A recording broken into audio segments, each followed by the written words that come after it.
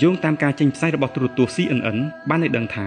លើពិភពលោកនេះមានតែទន្លេលីទេដែលមានទេសភាពស្រស់ស្អាតជាងគេបំផុតទន្លេនេះត្រូវបានគេហៅម្យ៉ាងទៀតថាលីជាងដែលស្ថិតនៅក្នុងតំបន់ស្វយ័តខ្វាងស៊ីភាគខាងត្បូងប្រទេសចិនទន្លេលីឬក៏លីជាងនេះមានប្រវែង83គីឡូម៉ែត្រហូរកាត់ពីតំបន់ខ្ពង់រាបគុយលីនឆ្ពោះទៅកាន់ទីក្រុងយ៉ាងស៊ូ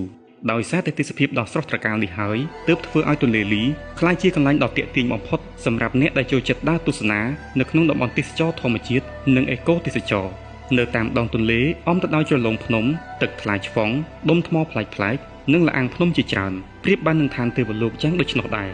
ភ្ញៀវទេសចរអាចជិះទូកកម្សាន្តសម្រាប់លំហែភ្លក់ម្ហូបអាហារឆ្ងាញ់ៗនិងមានសេវាកម្មទេសចរដ៏ច្រើនសម្បូរបែបផ្សេងៗទៀតជារៀងរាល់ឆ្នាំតំបន់រមណីយដ្ឋានទេសចរនេះបានទាក់ទាញវត្តមានភ្ញៀវទេសចររាប់លាននាក់រហូតដល់មានប្រយោគមួយលើកឡើងថាប្រសិនបើអ្នកទៅប្រទេសចិនកុំភ្លេចទៅទស្សនាទន្លេលីឲ្យសោះម្យ៉ាងវិញទៀតរូបទន្លេលីនេះក៏ត្រូវបានរំលេចលើក្រដាសប្រាក់20 យួនផងដែរ